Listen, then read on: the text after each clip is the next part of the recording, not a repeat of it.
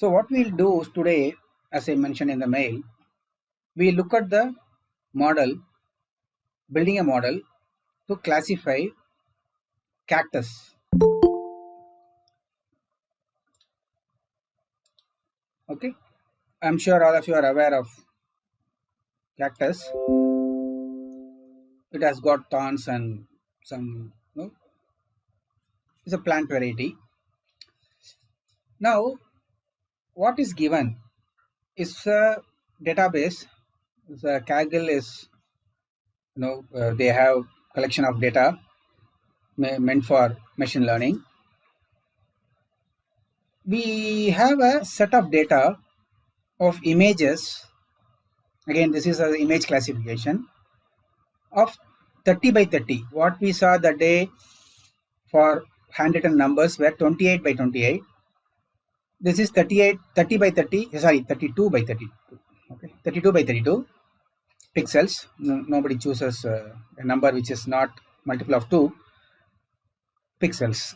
Now, this is also a color image supposed to be. So RGB is there.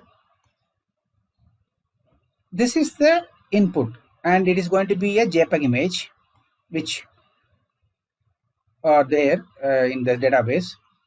There are 17,500 images, okay, which will be split into training set and validation set of set of JPEG images. Now, I will tell you the sequence in which I started solving this problem. See, our problem is not only to just run this, create a model that anyway we can get something from the net and then we can make it. The problem is the model what we have, which classifies the image, we should be able to port it to ESP32. So I was having a lot of difficulty in figuring out what is the issue that it doesn't run on ESP32. Either my method of transfer is wrong, or the program which is reading the TFLite is problematic, or is there any bug in the conversion, or the parameters that I am having is a problem. Now, first hurdle I faced when I am transferring the model to ESP32 was the size. Okay, it was huge that I could not even put it inside the ESP32, because that there are this model, if it has to be initially whatever you see, cactus model, an image classification, whatever you see, mostly you will see CNN models, okay, tutorial, because that is what is the most apt to develop. Okay, so when I started off with CNN, it was not possible for me to run it for various reasons, because there were different stages. Hidden layer is there, then there is a mapping to 2D. There are different layers. When CNN comes, I will talk about that. So there are many layers and number of nodes are different on each stages, and that input is also huge because it is 32 by 32 into 3. Okay, because it is a color image RGB. So we have a huge input, number of inputs, and then number of nodes on CNN nodes are very huge, that finally when I converted in TFLite, it was not working. Then I had a doubt because the size was huge. Then I wanted to introduce the optimization on TFLite generation itself so that the size comes down. When I tried to do that, initially there was many problem, and then I resolved it by giving a training set. Okay, training set or representative set. To be, it's not a training set, a representative set. I mentioned that representative set you need to give when you are creating a TFLite, because what does the TFLite do? Let me explain. It does many things. One of the things is converting the TF operators into TFLite operators. Okay, operator conversion or ops. When it does the operator converter, that means it is not exactly going to do the same operation. It is going to do different operations here. And then quantization is another important thing done by the TFLite converter. That means if you have a float here, at every stage, the tensors of of float 32 type, when it is converted to TFLite, need not be maintained in TFLite. The individual nodes or weights or biases need not be maintained as float 32. It can be int 8 or maybe 16 or FP16. It could be anything. It might do some optimization on size as well as the computation time. Okay, so it changes the operations so that it can perform better on the embedded system, and it does the quantization, so it brings down the size so that it can do better on in terms of size. The final TFLite model that it generates is able to be fit into the end embedded device. So it does many things. So when you do TFLite conversion and then make it run, you will not see that it runs in the first go. If you are able to see, either you have done everything perfectly or you're not even one step you have missed anything. There are possibility of making mistakes in terms of conversion. See, the main thing is testing it. Testing, you don't need to have a floating point values of the images. So you will make many mistakes in terms of converting the JPEG image. If it is a 3x3, 3 planes are there, and then 32 by 32 image size is different. So you will tend to do some mistake somewhere, which will not work on this side. So it's a very painful job, but it's interesting when you finally make it work. Okay, it's lots of effort involved. So I'll tell you what I started off with the database. Okay, it actually Cactus gave me a nightmare. Okay, I spent a lot of sleepless nights because of not able to run Cactus model into ESP32. The problem was this Cactus database, whatever you have dataset, is a binary classifier. Okay, it's meant for a binary classification. That means what? The images, whatever you have, okay, is a CSV file is given. Okay, maybe if you are downloaded it, you will see. Otherwise, no problem. Is a directory, is a train directory is there, and test directory is there, and there are so many JPEG images. Okay, some random names are there, and then JPEG file name. This plenty of JPEG files. How many? 17,500. Okay, it's not one or two. And there is a CSV file associated with that, which gives you the file name. Okay, comma. Is it there is a label also, and the header is also there in the CSV file. Cactus. I think it is Cactus. Okay, I will open it. Okay, why do I? Let me show you the file so that I don't have to guess what I am seeing. Okay. This is the data from Kaggle. I have downloaded it. I am taking, this is a CSV file. So let me open it. I like the Sublime text because very friendly text editor. Okay. I love it. So it has got ID and the has Cactus. Okay. That's a label. Okay. I forget. So, and then it tells you the file name. Actually, it has the file name and whether the particular image is a cactus or not. It will be 1 if it is a cactus. If it will be 0 if it is not a cactus. It's a random some image. It doesn't have a cactus. So how does the image looks like? I will show you. A small line, thin line of image will be there. White color. It doesn't look like a color image, but it's actually 32 by 32 by 3. So it's a color image. So it's a binary classifier. Okay, the data set is made for binary classification. Now the problem I faced initially was because of that thing. Okay, because if you have a binary classifier, you whatever may be the number of input, you have to get one output, which is 0 or 1. So it's a single output. Okay, single output binary classifier. That means what? It will give one probability value. Okay, probability value varying from 0 to 0.9. 0 to 1. So if it is cactus, it will be close to 0.9 or 1, and if it is not a cactus, it will be close to 0. That's what I get an output from. Now, if I need to get a probabilistic output, then the activation function that I need to use for the output node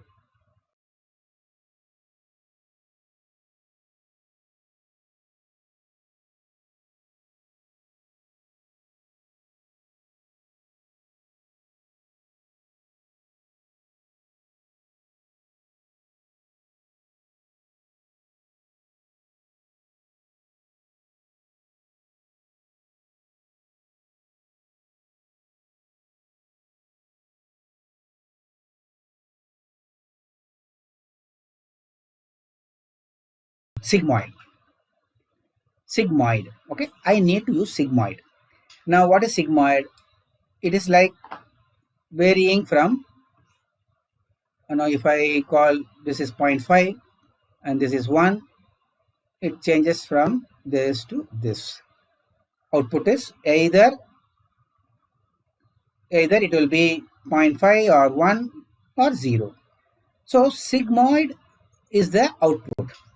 Now what I went through, because the cactus model is like that and I need to have a binary classifier, I don't have any other option of using any other activation function except sigmoid. So I went ahead with the sigmoid function and then did a TFLite conversion and try to run it on ESP32.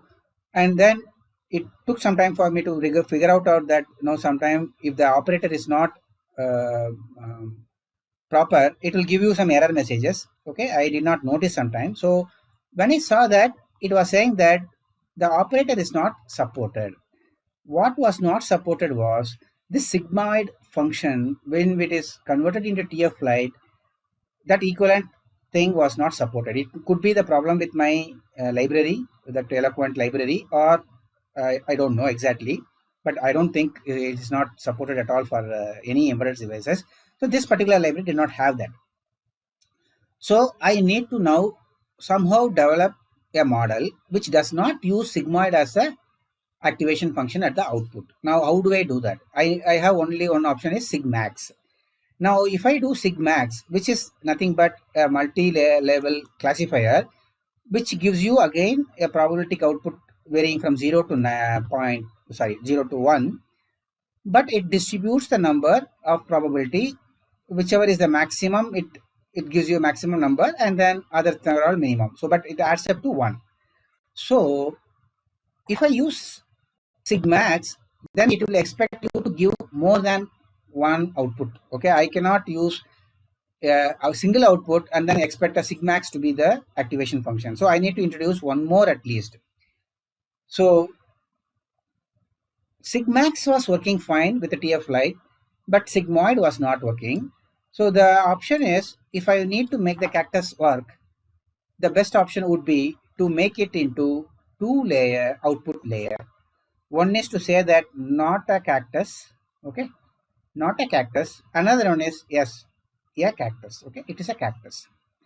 So I need to make this data, whatever I have, which is giving a JPEG file, okay, JPEG file, comma 1 or a 0 it was giving. This is giving me a label which is 1 and 0. I need to make it into a 2 label 1 comma 0, 1 comma some XY, okay. That means if it is not a cactus, it will give 1 here. If it is a cactus, it will give 1 here. Not both will not be 1. It's like a hot encoding, okay. Hot encoding, what I explained you. I am performing a hot encoding here, but with only 2 outputs, okay. So binary classifier is converted into a multi-layer level classifier with 2 outputs, with one saying it's not a cactus, other one is saying yes, it's a cactus. So once I do with that, and then I use the sigmax, then I did fall through the everything, and I could make it finally run the cactus on ESP32. Okay, that was a revelation. Now, once I could do that, I did it with sequential model, then CNN model, and CNN also had a lot of difficulty, that there is a max pool 2D function is not supported on TFLite. So I had again a problem of making sure that I need to figure out which is actually causing the problem. So lot of multiple iterations I need to do, developing a model, then putting it on TFLite, then failing here, then go ahead and again start from the scratch. Okay, but it's not as difficult because you have a comfortable Jupyter editor where you can only change this training part and then generate the remaining portion and come back here and do it. But it takes time because generating a TFLite takes time. Okay, it is a painful job. Patience is required.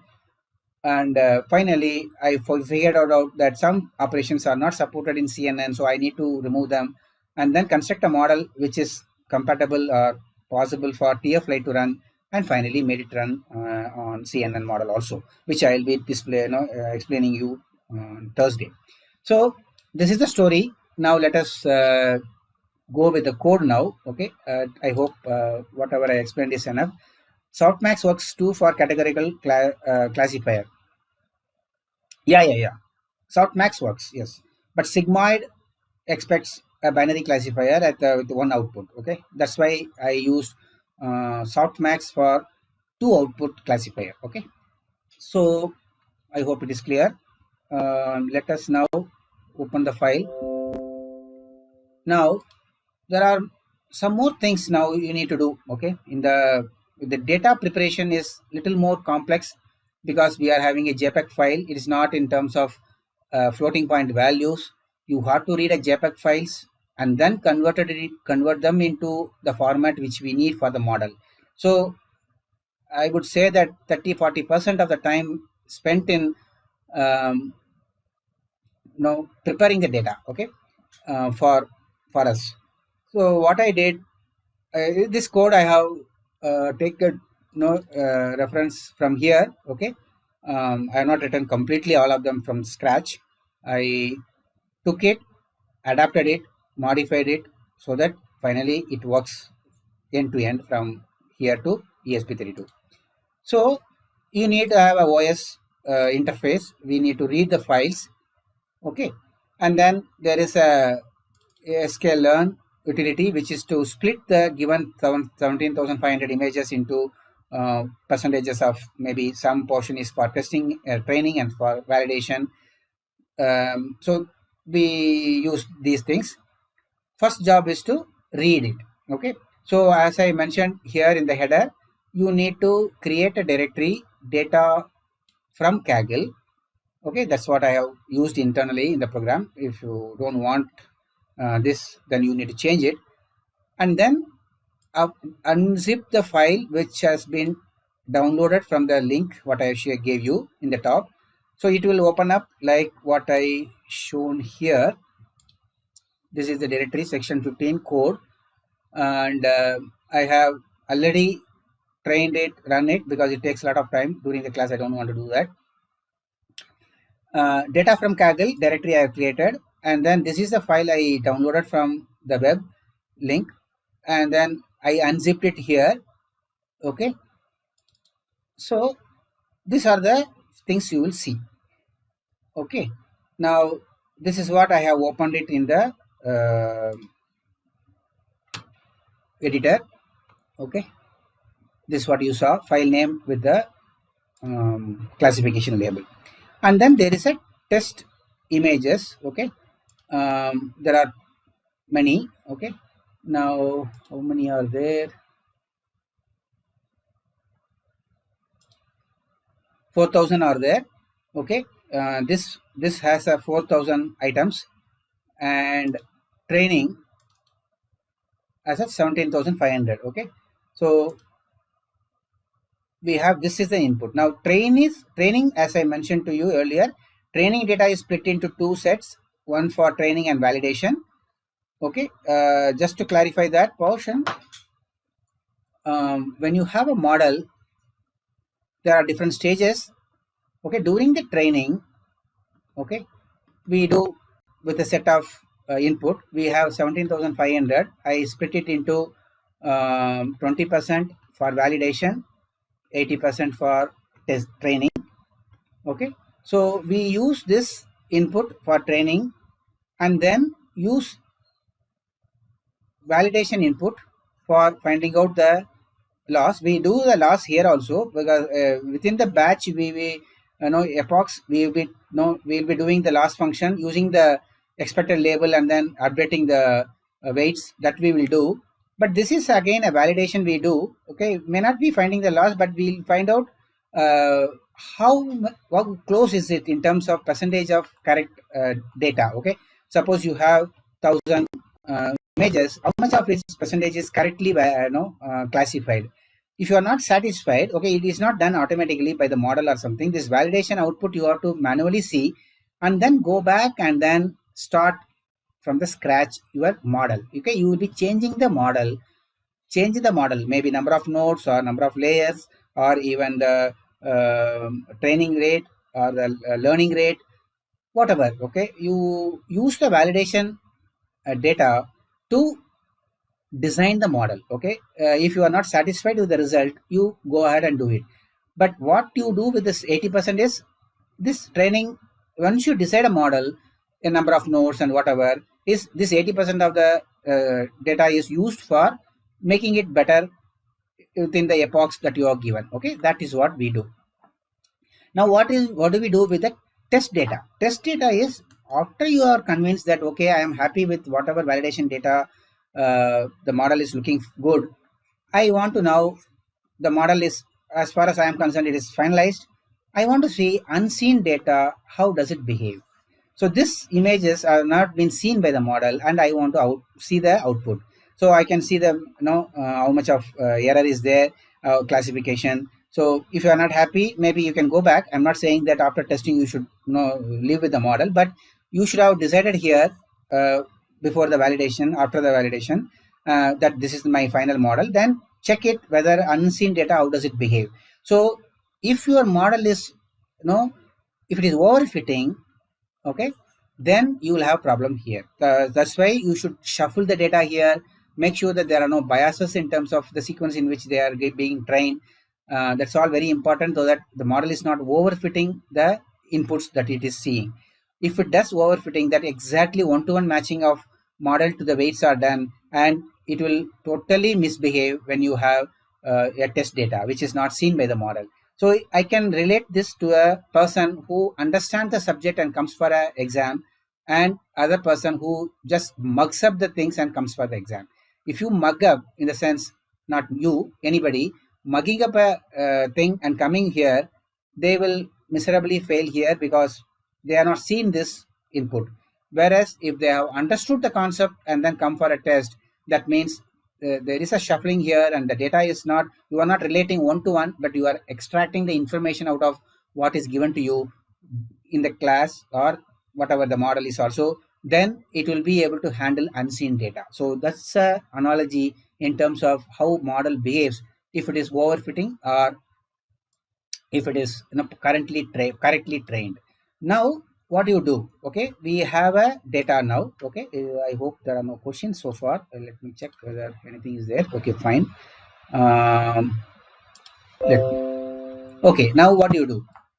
We get the trained CSV which I showed you, and it is made into a pandas we are using. We are making a table, and we read the, now we are not reading the image, we are only reading the CSV file which has got the names of the images. Okay, it's only the names of the files we are reading, JPEG names, and then we are attaching the directory name. Okay, we are combining completely the from the current location where how can I access the JPEG files. So this completely has information, the table has path to the file, JPEG file, but actually it is not opened the file yet. Okay, and ID is the, whatever you see here is the ID is the actual file name with the path. Okay, that's called is ID because you know that pandas table has an ID and a column. It's a Excel sheet kind of a thing,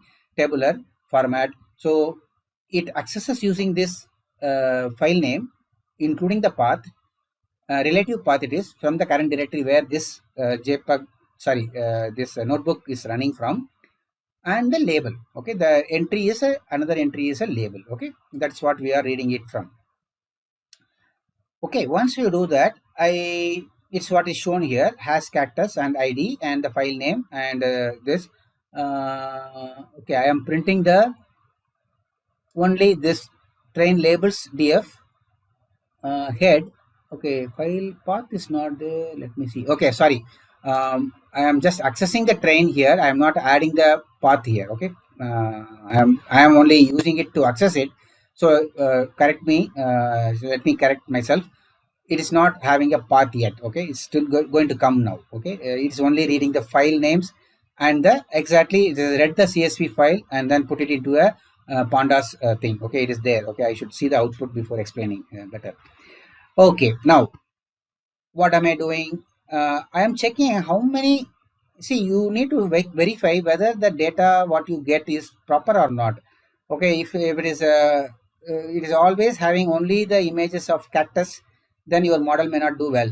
So it is better you check it whether no what you are given as a training set as a if not equal distribution, at least this much is there. See, we need more inputs for training it to identify a cactus. That's why the number of images saying that it is a cactus is more, but at least we should also have sufficient number of images which are not falling under the cactus category, so that the model knows exactly how to classify them, because when it comes to testing it should be able to classify them properly. So we need to do that distribution. Anyway, if it is not good enough, will you go ahead and create some more? Yeah, you can do it, but you don't know whether it is really a, not a cactus or not. So I'm just saying that when you are taking a data, do a sanity check whether it is proper or not. In the at least it meets your requirement. So this is okay, fine. Now only the directory path is coming. Okay, so let me tell you what is it doing now. Training directory. So completely the path from the current directory is given to the training directory. Okay, so this has that string, and then train images has list of files coming from the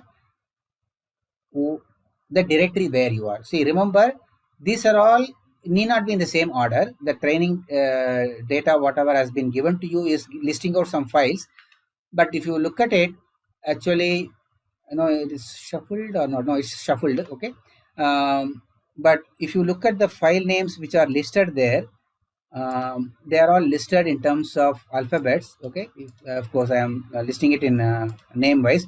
So it depends on when you are reading the list of directories, it gives you a list of images from there. Okay, which OS function is giving you, and the number of files are there, which is 17,500, which I have already told you. So you got it now. Okay, you are now going to read from the directory now. Okay, images are there as a JPEG file. The CSV file gave you the file names and the labels. Okay, now you need to read each of them. Okay, one thing you remember, this all the names whatever is given in the training CSV, they are all these files are supposed to be there in the directory of train. Okay, even if one is missing, it is going to give a trouble error when it is trying to read from the directory. Okay, don't by chance delete any of them from the training directory. Now you have a length of how many images are there. Okay, it should be matching with, that's why I'm printing it out, making sure that it is same as, if you add up these two, it will be 17,500, and what is getting listed is also same, and what is there in the CSV file is also same. That means there are no missing files or data in the data set. Now you have to do all this sanity check before you start processing it, otherwise unnecessarily you will get into trouble when you try to read the files. But you cannot verify whether all the file names are there or not, but at least you have to believe that the data set what you have downloaded is from a valid source, so it shouldn't be having any problem. Now what do you do? Draw cactus image. I want to draw the file once, at least when you are going to classify some images, better see the image. Okay, once. So I am seeing them, and I want to also see the associated labels with the images. So you can see that label 1 means it's supposed to be a cactus. Okay, don't question me, how do you know it's a cactus? It is cactus, believe it. And there are like see, what happened is, real cactus they would have taken a photograph, and then like what we did in the last class, converted into 32 by 32, 28 by 28 we did, number is okay, but actual cactus image, if you try to do that, this is what you get finally. Okay, it depends on the quality of the image also, and you are compressing to 32 by 32. You cannot expect more clarity than this, and you cannot have a very huge number because our machine is not powerful enough to handle it. So we should be happy with what you see here. So these are all cactuses, what you see them. And then 0 is, you can see that it is a fuzzy, too much of gray and too much of black or gray. So it's both of them are not a cactus. And remaining, these are all cactus. Supposed to be, if there is a line kind of a thing, then it is a cactus. It is very fuzzy, so it's not a cactus. So this is what the images look like. Okay, and the files look like this. Okay, so I will not explain each and every line of this code, and I'm sure you guys are smart enough to figure it out. If there is something which you are seeing for the first time, maybe I will, but image read and image show and title, all that so I will skip that. Okay, now what are we doing here? We want to, now only I am adding the directory name with the file images. Okay, what you have read from the CSV file. Okay, this is where I was explaining you little 10 minutes earlier. So this is with the path, train images with the path, because we need to access them and read them, image pixels you have to read, and then convert it into the format we need for the model. First we have to create the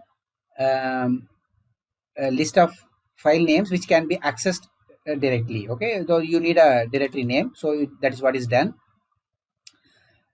And one more thing you should be very careful about, what you read and the labels what you associate with each of them should be same. Okay, so that's why what I am doing is I am not going by the directory listing what you got here. Okay, directory listing is only to just show you the images. Okay, but you need to be careful when I'm reading the files from the directory. I should go by the training CSV, because CSV only has the labels associated with each of those images. Okay, what you read from the directory, you don't get the label there. Okay, I am associating the label with the CSV only. So you need to always take the CSV file as a golden reference and use it only to access the files from there, so that you will have associated labels also in the CSV file. Okay, do not mix up these two. Mapping the label and the image what you read should be proper, otherwise everything that you do will go for it. It will be a waste. Okay, so I am always using the CSV as a golden reference, and whatever label it has said for that image, I am going to use it for labels. Okay, so this should be one-to-one. Okay, one-on-one. Okay, this first entry here should be that image will be the first label will be matching with the first image there. Okay, that is what you have to take care. Okay, do not do the shuffling of this individually, because you need to shuffle before the training, and then you will mix up everything. So you need to be very careful what you do. Understanding exactly what is happening, you have to know. Okay, now I am going to do something which I need to do, because I have decided that binary classifier is not good for me, because my job is to port it to ESP32. I need to use softmax. I need to have a multi-label classifier. So what should I do? How do I change it? Output format, I have to change it as a 2-in output, where I am getting a single output, either 0 or 1. Very simple. If I get a 0, okay, I had decided that first entry will be no cactus, or not a cactus. Second entry is yes, yeah, cactus. Okay, that's what I have decided. Okay, this is 2 entries. So if the binary output of my CSV file has a 0, that means I need to have 1 here. If my binary output of CSV is 1, that means it's a cactus. I need to have this output. So I need to have a 0 here. I need to have 0, 1 here. Okay, remember, this is what is the encoding I do. I'm not using any standard hot encoding library or anything, because I know it's a very simple conversion. and I need to know how I have to feed it to that label. So I need to give it as a list. Okay, always the tensor operates with a list of lists. Okay, numbers of lists. So I need to have a list with the 2 entries for every label that I get with one entry, which was either 0 or a 1 earlier, which is now converted into, if it is a 0, it is converted into a 2 label list. If it is a 1, it is converted into this. Okay, so this is what I am doing here. What I do, originally I have a image label which I have read it from the CSV. Okay, for every image, equivalent image, I have a label. Now what I do, for every image I have a equivalent 2 entry label based on whether it is a cactus or a not a cactus. So I check whether the label has an entry for as a 1. Then I have a empty list I create, because order should not be changed. So I need to have append, keep appending to the empty list. I will append it with a 0, 1 if I find that the original CSV file says that that particular image is a cactus. If it says a 0, then I will enter a 1, 0. So not a cactus. That's what is my encoding is. This is what I have added to cater for our conversion to ESP32. Okay, because the motivation came from softmax only I can use in the TFLite. So it came from the ESP32 side to the model side. So you may have to do such a jugglery if you get into some trouble, like not able to port a particular model properly. Okay, so once you do that, I just want to see that whether I am screwing up anything. So I know that the label says 1, and then 2 things were not a 0, not a cactus, and other 2 are 1. So always it head range of 10 I am printing, first 10 entries. That's what I printed here also. I saw the I verified that it is really not a cactus. So I really want to do that. My encoding is not screwed up. I checked the encoding is as per the understanding I have. Everything is fine. I have not done anything wrong in so far. So we are ready now with the data. Now not yet ready in the sense we are not yet prepared the exact images. We have not even read the images now. We are only keeping the files now appended with the directory structure. We have the file names and the labels in the new format, in our mind, my own new format. Fine. All of this I am doing it in a pandas data frame. Remember, I am doing it in data frame. All of them. Okay. Fine. Now I am going to create a tensor. Now, tensor means what? Every pixel I need to read it.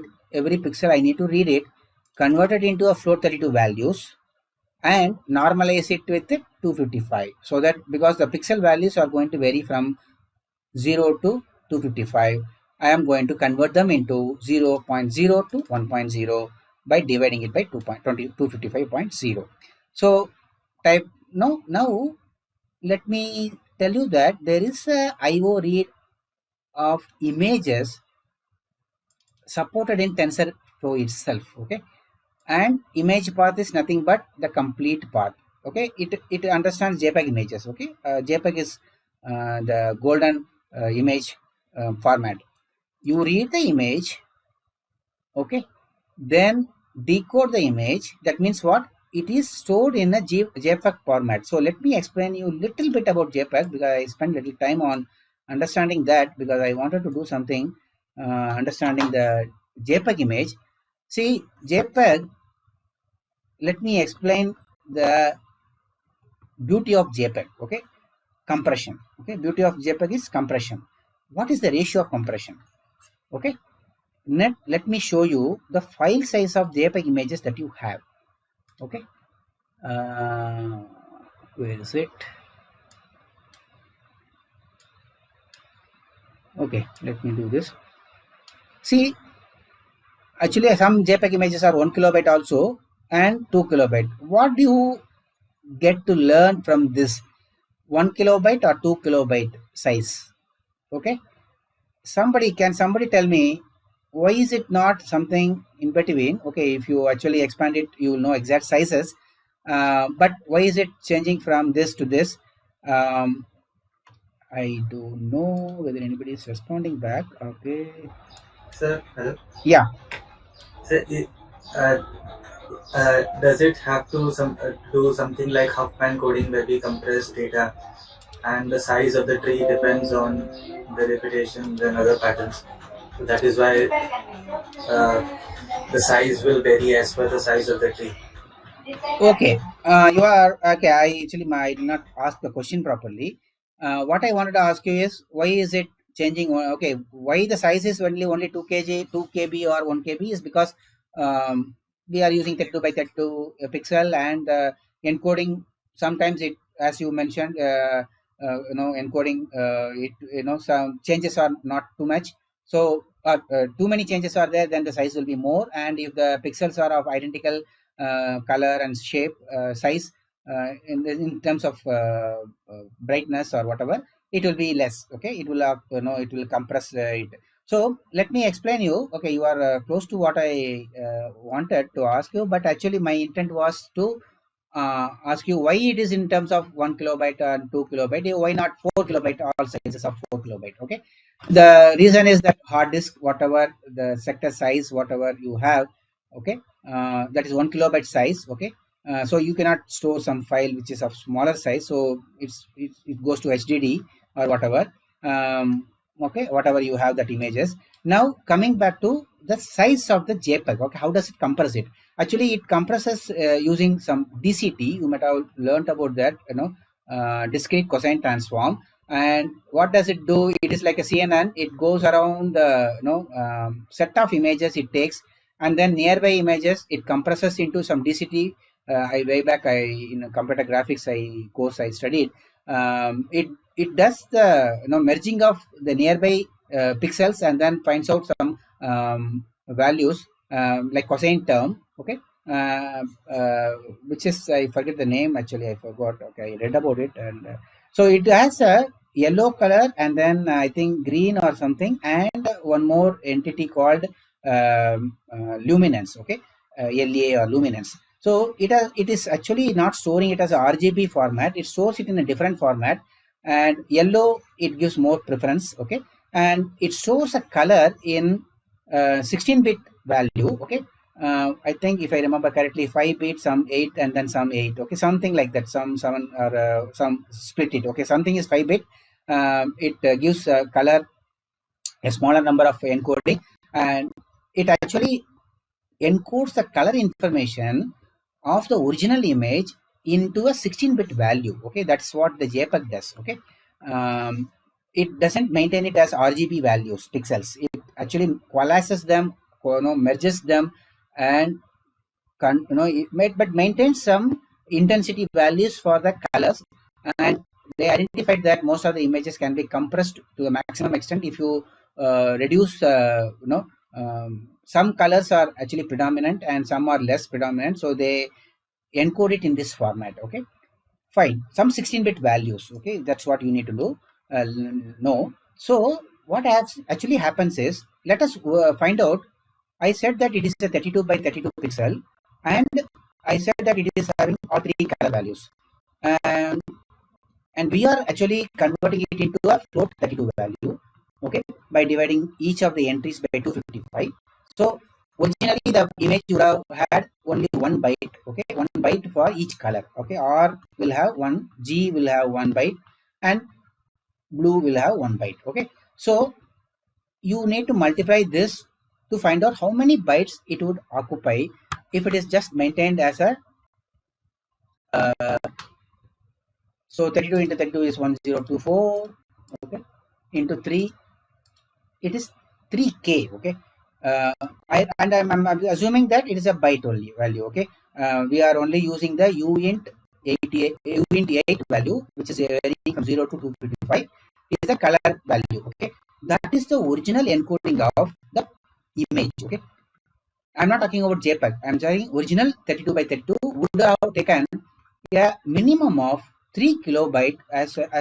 You can see that it would have taken that much time. Okay, that much value. But if you are converting into a float 32, internally we are doing it for our own data processing, which is going to increase it by 4 times. Okay, that's a different issue. Okay, I'm not saying that the original pixel needs to be stored in float. It can be just 255. Now, the beauty of JPEG is it is storing most of them as 1 kilobyte and some of them as 2 kilobyte. So it has reduced it. Okay, actually it will not be occupying 2 kilobyte. It may be 1 kilobyte plus some 1 byte also. It may be showing it as a 2 kilobyte. So it need not be 2 kilobyte size. Okay, if you original size if you see. So maybe I will open. I'll see whether it gives you the details. So 32 by 32. See 1.16 kilobyte. Okay, it's not 2 kilobyte. That's why I said that it is the sector or a small block in the hard disk. It is configured as 1 kilobyte. So it occupies at least 2 kilobyte. But internally it is only as JPEG image is 1.16 kilobyte of binary data. So it's so efficient that it compresses the 3 kilobyte data. You know that it cannot be lower than that into 1/3 of that. That's the beauty of encoding of it was done in way back in 1970 by two scientists. Okay, two people, and they are all alive and they are working in some companies. You read about JPEG. Okay, it's a very interesting read. Wonderful thing they have done. Okay, so now coming back, let us. I'm digressing. Now what you have done? You have okay. I can go back to my file.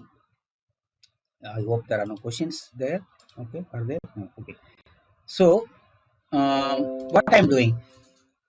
I'm converting those binary small images. So JPEG, okay, I started off from here because it is trying to read the JPEG image and it decodes. Okay, this is the job of converting that decoding and converting into color image, all these 5-bit values into some byte values of RGB. It does all of them. Okay, and it is cast to the tensor format, which is image tensor. Now, what is the shape of that image tensor? What you get? It is 32 by 32 by 3. Okay. If you recall in the exam midterm, I asked you to read it in RGB, R at a time, G at a time, B at a time. So it is actually doing it the same format. If you 32 by 32, 0 is R and 1 is G. So it is displaying you or giving you the values in the 3 planes R and GB. Okay, so it is the format you are getting it. Okay, from the TensorFlow, and that's what is actually compatible with our model. Also, we can fine tune it internally. So read it as it is. Okay, whatever you get it, then convert it to a floating values. So because you already originally made it into a TensorFlow floating point type, so the original integer values should have been converted into a floating point values, and now you are dividing it by 255. So even if you don't do 0.0, it should be actually float. Okay, maybe I can test it because we are giving it here. So I don't need to give 0 here. Okay, this broadcasting will work. Oh, I should not have done that because I need to train everything, because it will give you let me see whether it does. Oh, okay, I have to give here. No, why is it not printing? Did I have print here? No. Well, yeah, image to cursor. I don't need. Don't print here. Okay, it is printed somewhere. So no problem. I will not change it here online, so it will be problem. I cannot compile it again. It takes a lot of time. So we can figure it out. Okay. I'm trying to. If you want to dig deeper, you can do that. Now, sklearn that whatever library we have, we are splitting that into train and test images. Okay, the 17,500 is splitting now into X valid and Y train and Y valid. So we are giving both during the splitting. Make sure that always these two should go together. Okay, because this is going to make sure that they don't mix up the order. When they are splitting also, they will make sure that they don't mix up the order. Even if they do some randomization, they make sure that they are matched. Okay, and both of them should be of same rows, and so it should not be different sizes. And we are saying 20% should go to validation and 80% on the training. So it creates a list of image. Now you have actual images now. Okay, remember we have converted it into, it's no longer a file names or directory name or whatever. It is now actual images. It's a huge data. You know the size of each of those entries. So what you do here is little bit, very difficult to go into every line. I will give you a higher level, and I have given you the link also where the data set is actually a library package given along with the TensorFlow to prepare the data for the training. Okay, so I will tell you some of the important things which you should know. One is, see, I have to give you a little bit of history why they do here. This data set is nothing to do with the data frame that I mentioned about pandas. Pandas is data frame. We are done with the pandas now. We are into TF data set. Okay, it is data set. Okay, don't worry about the capital. Okay, data set. This is now close to the training now. Okay, so it is operating on tensors now. Okay, because it's part of TF. We are already giving the data set in tensor format, float 32, and we have already read those things and then converted. No more JPEG is there now. We are all in pixel format. Now, when you want to train it, we are preparing the data. Okay, and what we do for that is we give, this is the training data set, we give both X train and Y train. Okay, always make sure that they are matched. Okay, and then X valid and Y valid, always we give both, because it is going to do some shuffling internally. Okay, it doesn't believe whatever, you cannot assume that the directory listing is proper or the data what you got is a proper thing. So shuffle is important if your training is any meaningful or not. If it has to be meaningful, shuffle is important. Now when you do shuffle, you need to take care that you don't mix up the label and the training data. So you are giving it to the TensorFlow guys who has created the data set thing, which will take care of matching them. Okay, you can trust them. That's why you feed both always. Okay, as long as you are given one-on-one here, what you get out of it may not be in the same order you gave in, but it will match with each other. Okay, the training data and the label data will be matched. So it is doing some shuffle, it does some mapping of the data. And okay, and one more main important thing, let me tell you that before I forget. This is actually, you might have read about shards if you have done database courses. I did not do. Okay, I'm not very good at databases. Shards are something which is like dividing the database into some row wise.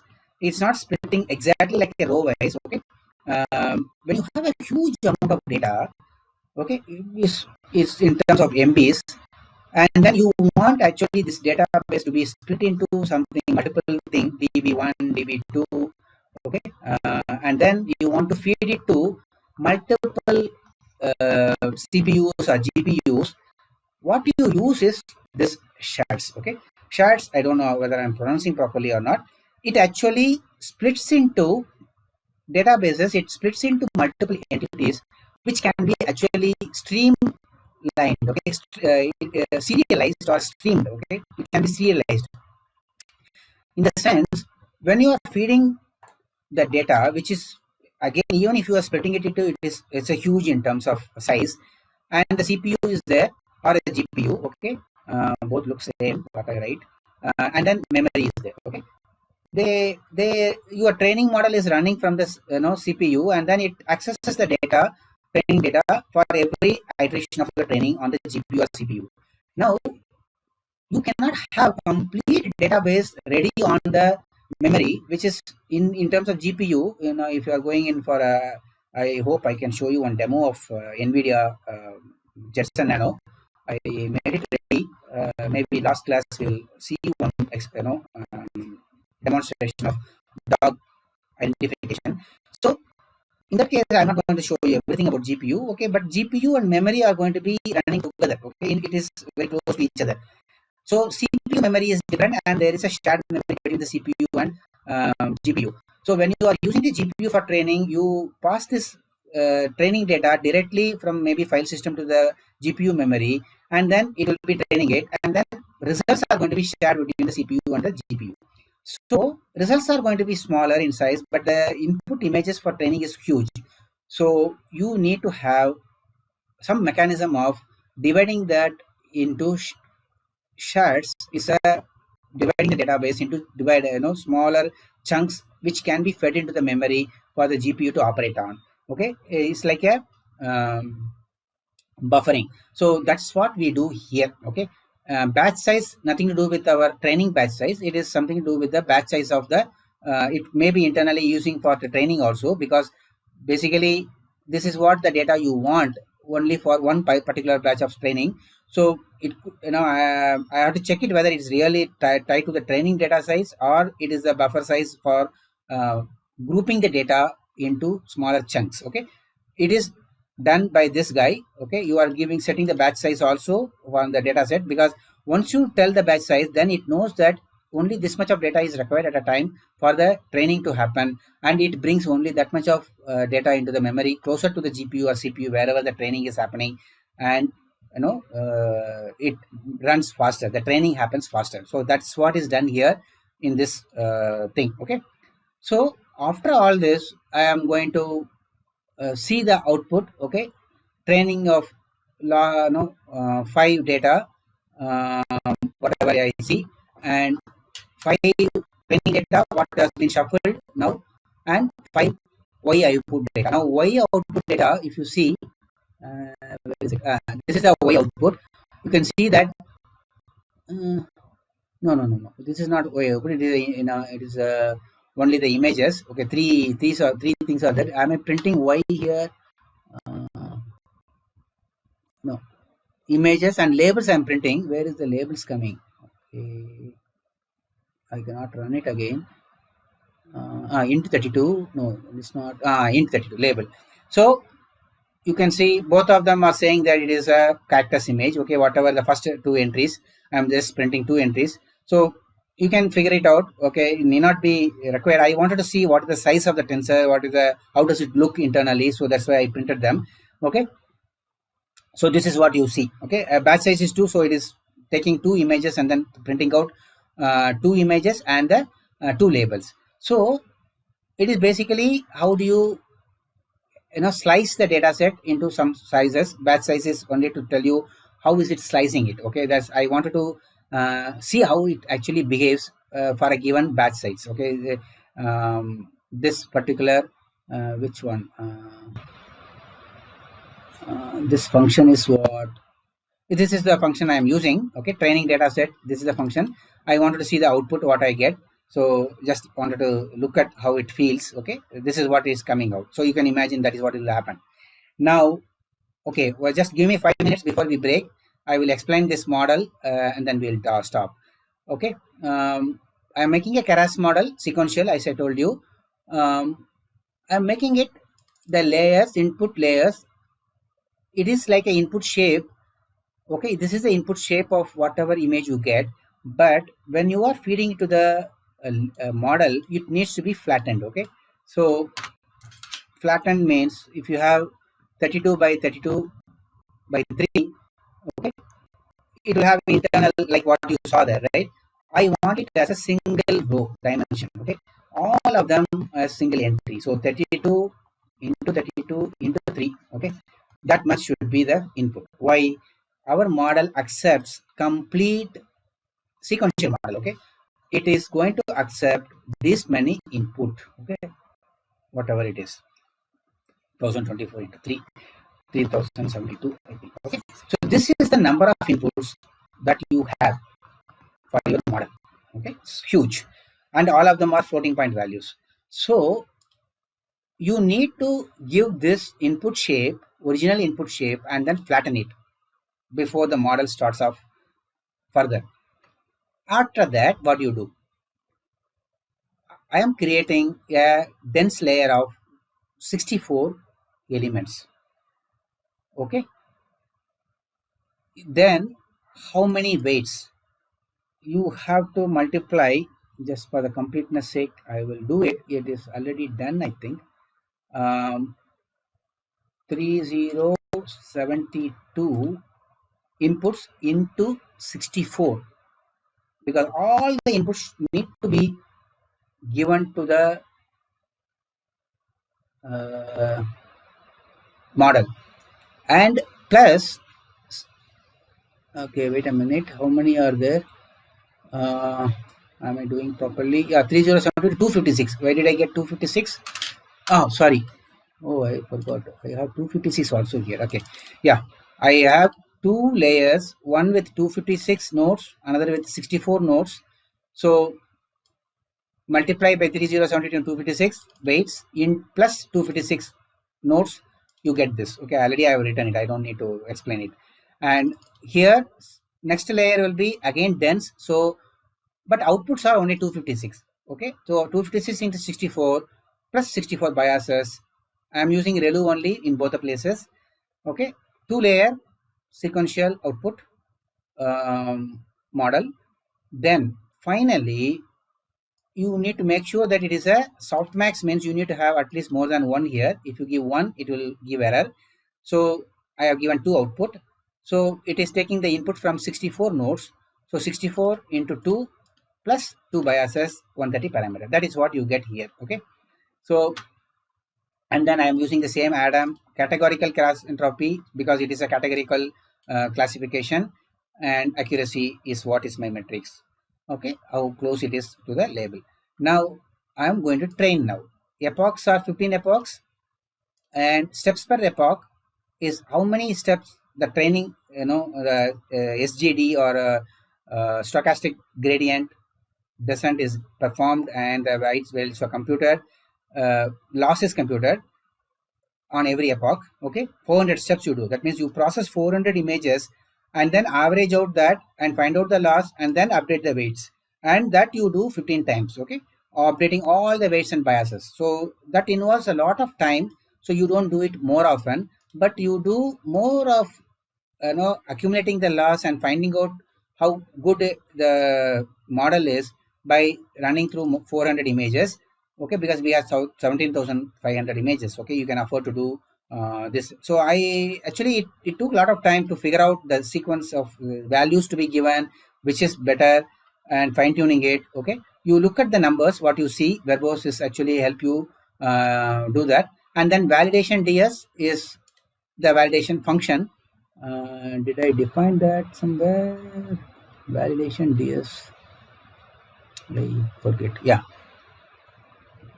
I think it's built in. Okay, I have to check it. Okay, I wrote it long time back. I have to check it. Okay, I'm not able to see. I didn't see that on the way.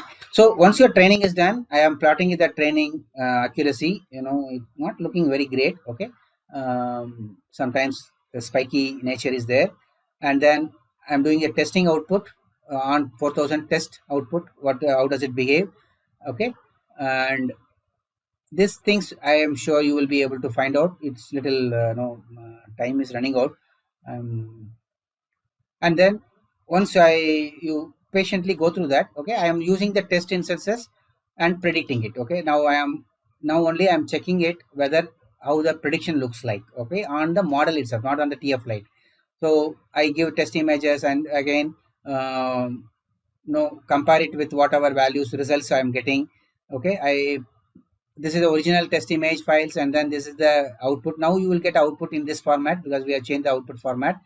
You need to you can verify it once. You can verify this particular file on the test input and what is the label, and then what you get here. Okay, that's human manual checking you can do. And then what I do is I create a data frame of predicted values. Let me tell you what I am doing, why I am doing. Okay, this is I'm just printing out the images and the cactus values for submission. Okay, this is for collecting the data. Okay, one file I am creating it. Okay, it's a CSV file, and then you can verify it. Okay, this CSV file I'm creating it. The test output data. Okay, how does my model behave on the test data? Okay, that I'm outputting it on the sequential file, which will be generated here it takes some time, guys. It's not easy to explain everything in one go. Submission, let me show you where the file is. This is the file. Okay, it's again output will be in this format. Okay, you need to patiently see which is having a value closer to 1 and original test image, okay, test data, and compare it against that. Okay, it will be 1 or 2. If you check, mostly you can think that it is okay, but you better be careful because you are likely to make mistakes. And then I am saving it in the model file h5, and these are all rest of the story is same. Okay, you need to now think of how to convert it into TFLite model. Okay, and optimize, as I mentioned it, optimize. If you do it, it will do both size and speed optimization. Representative data set you have to give. That's why I am doing this print and then giving the test data. I'm giving a test data to the training. I could have given test train also, but I'm giving test data because it is totally unseen data which is given to the TFLite. Actually, it is more robust than giving a test data as a representative data set. And it is not validating it. Okay, it is not checking against the output. As I told you, it is only to make sure that what it is doing optimization at the image, bias level or weights level, if whether any overflow is happening or not. It is verifying that. So finally, if it is accepting it and it is doing a proper TFLite output, no errors are there, and it creates the final TFLite file. Okay, then your knob is not done. As I mentioned it, you have to run it on the interpreter. So this I already told you how to do that. So run an interpreter, TFLite interpreter, and verify whether your TFLite model is working here properly or not. Okay, that step is there. So that on the test data, I am verifying it. Whatever I am going to run it on ESP32, I am testing it here. Okay, and then generating the header file for TFLite output. I don't need to explain that. And then I take two samples. One is test2 and test0. I create a X file of output floating point values, which is to be fed to the ESP32. Okay, this is where I stop. Okay, I give a test0 format. So I am creating an array of floating point values, which will be used as a header file in our ESP32. So any doubts? I think I know it's too much to digest. Thank you. Too much of code to digest. But the reality is, if you want to really classify an image like this, a data set, believe me, you need to do this work. Okay, many of them are actually debugging statements to understand it. Okay, it's not that you need to write this much of code. Mostly you will see that 4 lines of code, but I expanded it to go deeper a little bit into what is happening. Okay, that's why it actually the size is more. What I suggest, I don't know whether you guys are now next week you have exams, so I don't know whether you'll have time for going through this code, understand it. But if you claim that you know you have built a model and then you have done a cactus classification, questions might come from anywhere. What did you do for that? What did you do that? How did you do it?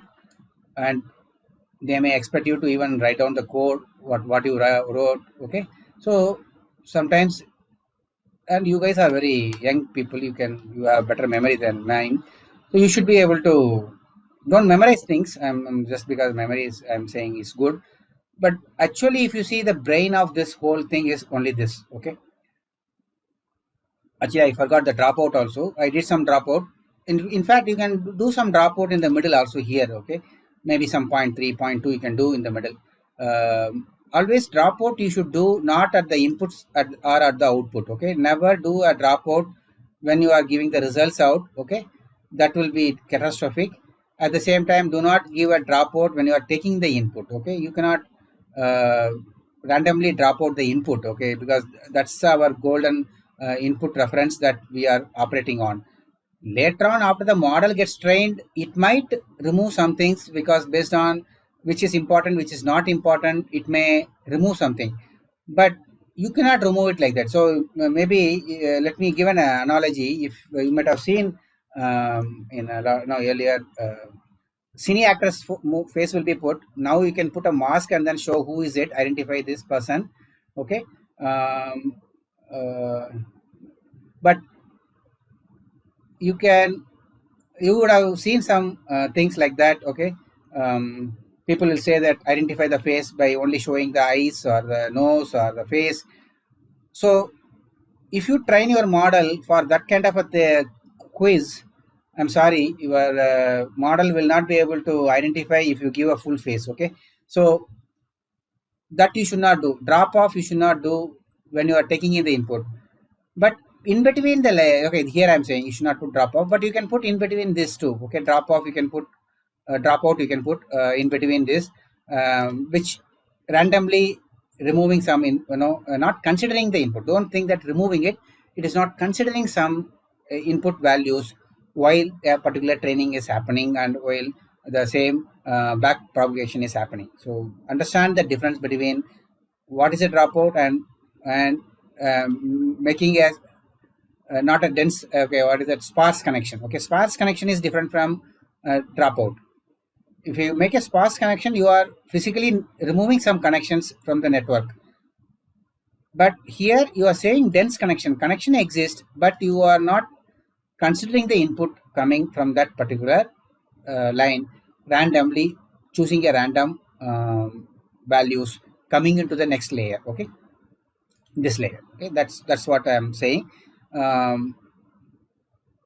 Anything else I should say?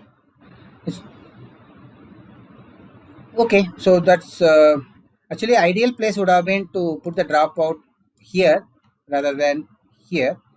Okay, just you can try out everything. Okay, any questions? If I don't hear any questions, maybe I will. Sir, Yeah. sir, instead of cactus, if so, what I wanted to ask was having this code as a template. If instead of cactus, if we have some other image set of say some different size, and can we run this code after changing the input parameters from 32 to say 40 by 40, and will this code work for them? Okay. Now let me ask a counter question. In case if I ask you this question in the exam, okay, what will you reply? Anybody, you can write it out. In case the same question what Sandeep is asking, if I ask you in the exam, what would be your reply? Yes or no? In the sense, no, I don't want a one-line reply, one-word reply, but can I use it or not? If you say yes, yes, you can use it. You can train on any model. If you say no, I want reason for both. Okay, actually, it's a good question. I'm sure you should be able to answer this question. Okay, maybe I'll ask Sandeep only to answer, but I want others also to pitch in. Okay, his question is, in case if you are not heard of, model is same. Okay, I assume that 32 by 32. Okay, instead of cactus, I have a data set. Maybe what shall I say? Even the number. Okay, actually, why not use the same number? Because you know how to handwritten numbers. You can expand it from 28 by 28, or anyway, you have the app which I shown you yesterday. You can actually, you know, okay, but you need to train the model with the 32 by 32. Okay, this is 28 by 28. Maybe you, if you don't want to even change that 32 by 32, you have to expand the image of number, identify it to 32 by 32, and then exactly go through the whole thing.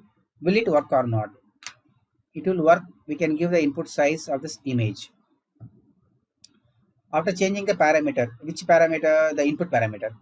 We can use by modifying it. What modification? I don't understand. What do you say? Modifying what? Input JPEG images you modify. I'm saying that can we keep the model as it is without disturbing the model?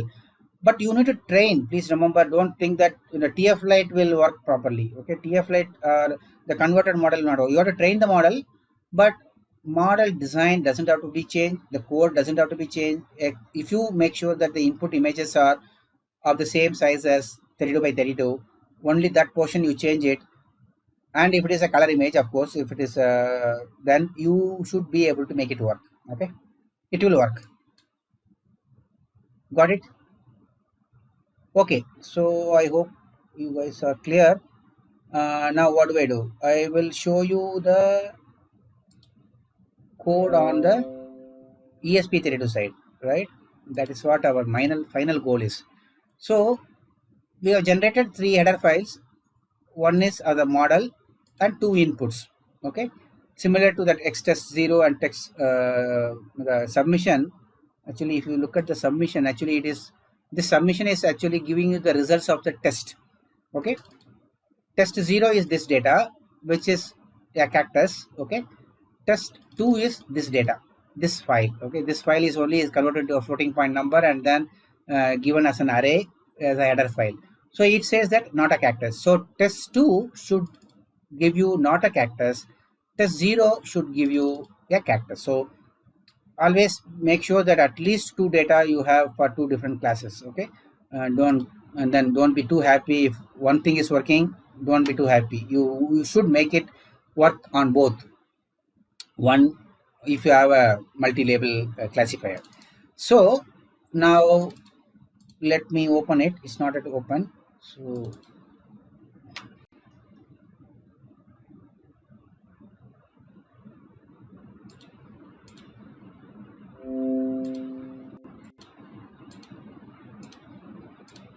too many open.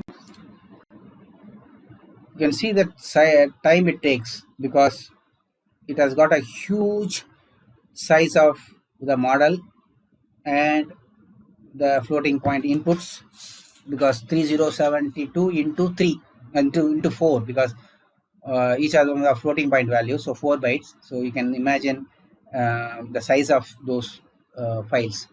So let me open the model. This is the size of the TFLite model, 800 kilobytes. Okay, 800 kilobytes of byte array. Huge, quite huge. To get it to this size, I really struggled. Okay, most of the time it was going overboard, and I was not able to fit into the memory of ESP32. This is the test 2, which is supposed to return not a cactus, 32 by 32 by 3, all floating point values. Okay, it's not 0. It will have some values because it's RGB. Remember, it's not a gray image, so you will have all mix of values. Similarly, test 0, which is a image of a cactus, so that's also a floating point value, a huge one. One more thing I should bring to your notice, that I have made this as const, made this also const, and our model is also const. So all of them are residing in the flash memory. Why? Because our friend ESP32 has 4 MB of flash. Okay, now this 4 MB of flash can be used to store your const variables of your program here. Okay, as well as a file system, flash file system, FFS. Okay, SPI file system, flash file system. SPI is an interface, serial peripheral interface with a CPU. Okay, SPI is a serial peripheral interface. The external flash is connected through a SPI, which is a serial bus. I think 3 lines are there. That's how it is interfaced with the memory. Okay, internal RAM, SRAM, whatever internal SRAM is there. So you are keeping the model here. You are keeping the float array here in the flash. Why? Because I have 4 MB of size, and what I am getting is a huge one. I cannot expect it to be accommodated within the SRAM, which is around some 470 MB or 570 MB, which is not sufficient. Okay, internal SRAM RAM, I cannot keep this inside, so I need to bring it to the flash, and I need to make it into const. Very important. Okay, if you don't do that, it will not work. That's why I have made sure that in the generation itself I have taken care of it. I don't have a header or anything, which you can put your name and do it. Hello? Yeah. Sir, again you can explain the flash thing that you said. Thanks. Okay. So this ESP32 board has a flash memory which is of 4 MB size. Okay. So now what happens is when I am writing a C file or whatever header files and data, if I have a const data, okay, const data, that means it's not going to be modified. It's going to be read only. It's not going to be modified by the CPU. Now, don't think that I cannot write into the flash from the CPU. You can write into it. Of course, it's a flash memory, right? It's not like a EEPROM or a ROM read-only memory or one-time writing. There are memories which can be written only one time. That is also there in this ESP32. You can write only one time. That all these manufacturers put their IDs or MAC addresses. Okay, how does that? You know that it has a Wi-Fi, right? So it needs to have a MAC address, and it should not be having a clash with some other chip coming from the same company. It should not clash with the MAC address of that Wi-Fi, because MAC address of that board. Okay, what will happen if suppose I buy two ESP32, okay, board, okay, and then I connect it through Wi-Fi. I'm happy with the Wi-Fi interface. I connect it to my Wi-Fi router, home router, okay, both the ESP32 board. Okay, now, yeah, IP address could be different, okay, and MAC addresses can be same. Still, the routing will happen, issues or less, but the problem is when it is doing a L2 level, what is the name, I forget. Okay, L2 level packet transfer, they need to have a MAC addresses which are unique, right? So you know that MAC addresses of 48-bit MAC addresses need to be unique in the L2 level, 48 bits. Now, if I have these two things are having the same value, some of the software that runs on this may not be able to resolve, especially if it is a switch. If you are connecting it to a switch, and it will be doing a L2 level packet forwarding, then the MAC address clash will make it difficult for the Wi-Fi to, both of them will respond or both of them may accept it. It will be an issue. So they need to be unique. So how do they make sure that when they are producing so many ESP32 boards, that all of them come with the unique MAC addresses on them? Okay, how is it possible? So the chip needs to have one-time programmable memory, OTP. Okay, not a one-time what you get in the banking when you do. This one-time programmable memory is written into on manufacturing by manufacturers. We have fixed location with the MAC addresses. Now you buy ESP32 and then you sell a product with some licensing details or some versioning of your product. You want to put it on the ESP32 itself, so that if suppose you get a bug report from the field, you can actually ask them, tell me what is the version of the software running, version of the FreeRTOS I have ported, or version of my system software that I have ported onto the chip, so that I can debug the program and help the user with the fix. So you need to have some versioning captured on the chip. Okay, when you are buying the ESP32 from the ExpressIF guys, and then you put your product and your software on it, and then release it to the your customer, you need to add some more things onto the OTP memory. So there are some OTP memory which is left free for you to write into it. There are some APIs available, okay, which you can write into it one time, saying that, okay, this is, maybe if you want to put your name, and then make sure that whoever is stolen your board, you can track it. So you can put your name on the ESP32 on the OTP memory. So this is a one-time program. Now flash memory is actually you can read and write, but reading and writing is not the same as reading and writing into RAM area, because the time taken, and it has to be done through the SPI interface, which is serial peripheral interface, which will be a serial port, like reading. So it will be very, it will be done through a device driver, and it will be very time consuming. So you cannot run a program which is changing the values of something which is in the flash, okay? Because you have to go through this device driver. So the loader, okay, loader or the linker will give an error when you try to put variables which are read writable variable in the flash area based on the limitations that are there in the board, and which memory is mapped to this area. It will give an error, okay, if you try to do that. But const values are the programs, okay? You can put your program in the flash memory because it is going to be instructions which are going to be read only. So this ESP32 has a both instruction memory and data memory, which are connected to the instruction memory and the data memory buses, okay, bus, because it's a Harvard architecture. So ESP32 can actually read some part of the flash, it uses the memory, but there is a MMU there, okay? There is, if you look at the picture of the specification, MMU is there, and finally it will be connected. So SPI interface is there, okay, for sure. And then through MMU conversion, it may be accessing it. So in a nutshell, what I'm trying to tell you is, if you are run out of space in your RAM, you need to look for all the read-only data and all the programs maybe sometimes to be kept in the flash memory. That's what I am trying to do now here, okay? So it will be put in the program memory, or it's part of the flash, and which is sufficiently big enough for you to store it. And what is the time? Okay, yeah, go ahead. Sir, flash memory is read only. No. That's what I'm trying to tell you. It's not read only. It is read writable. You know that otherwise you cannot write a different program onto the flash memory. It is read writable. Okay, please don't read me wrong.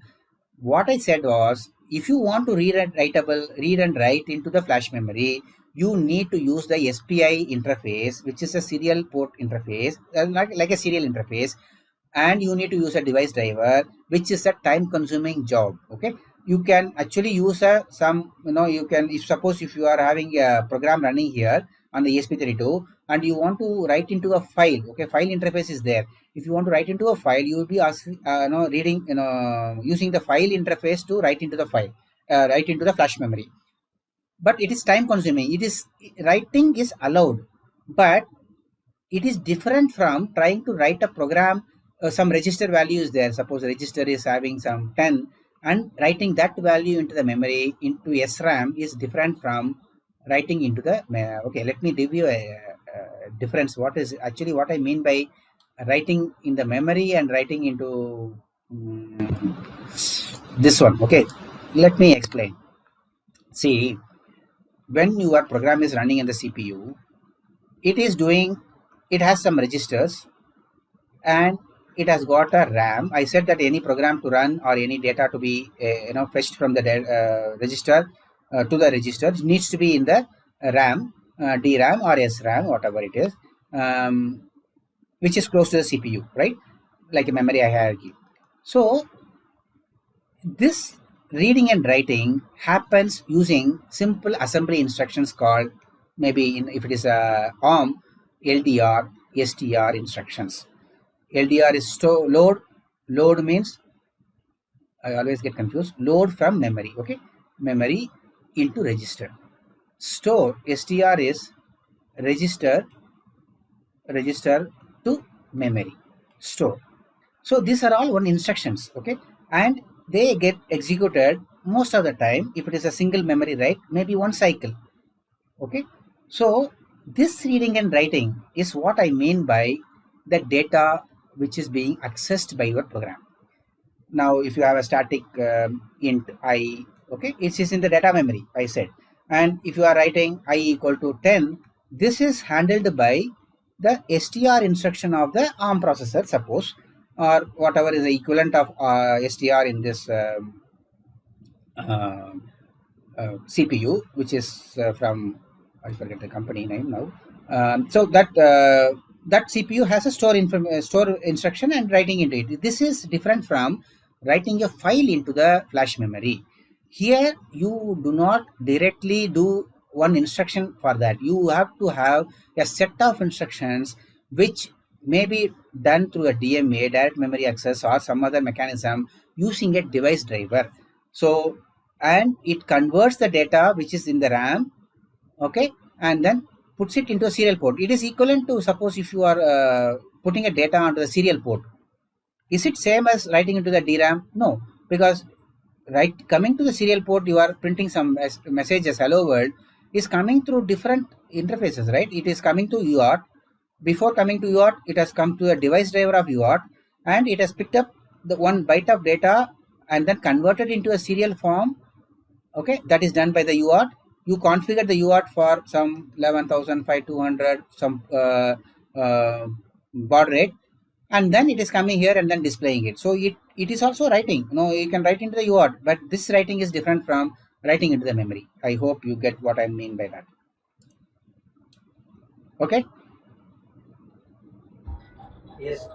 Okay, I hope it's not too much. Okay, if you are struggling for such model, then if we are not able to fit a little complex model, isn't it? Yeah, then we won't be able to fit a model complex than this, isn't it? Yes, you are right.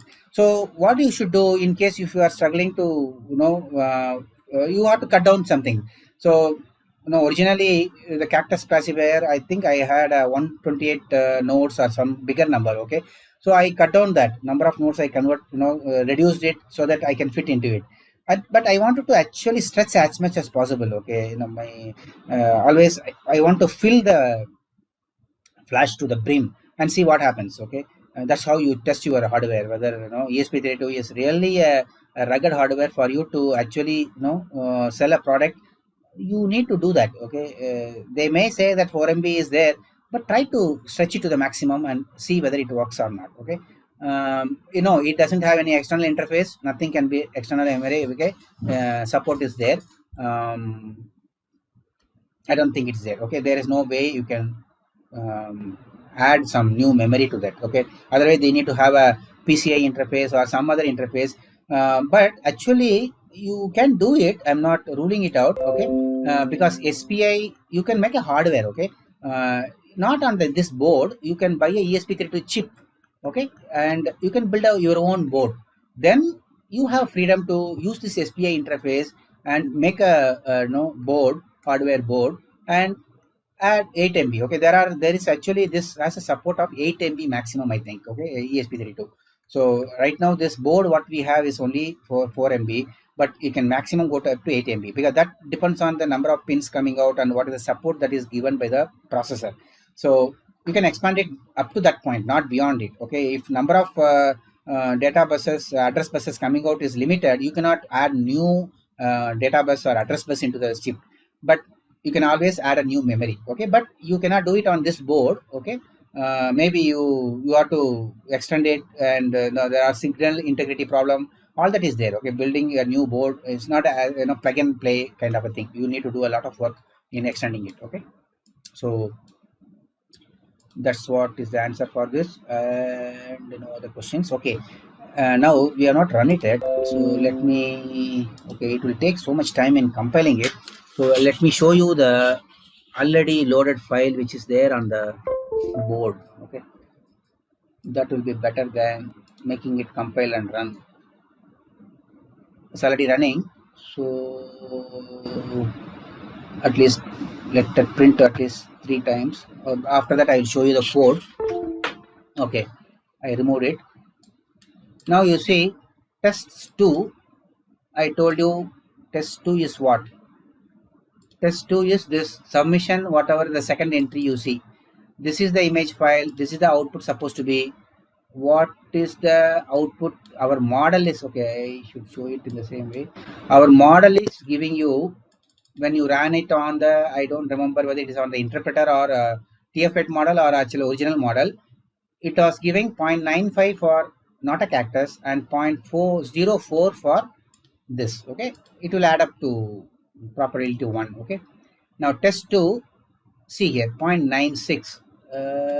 Yeah, actually it is 96 is also correct. Okay, it is 0.958 and we are getting at 0.96. See the beauty of TFLite. Okay, they have really compressed the size. Okay, our original model size is huge. Number of nodes are very large. Number of parameters are huge. You can see the summary, if you remember, is is amazing. Okay, it's 786 kilo k of nodes. Okay, parameters. Each parameters has float 32 type. You can imagine number of bytes this would have taken. Okay, uh, totally this much into 4 times. Okay, these params are all float 32. Our model is trained on float 32. Our weights and biases are float 32. So you can imagine the size of this guy. Okay, it is nowhere close to what you are seeing on TFLite. It's a great compression. Okay, let me just scare you out. 803 into 4. Okay, each of them are going to occupy 4 bytes.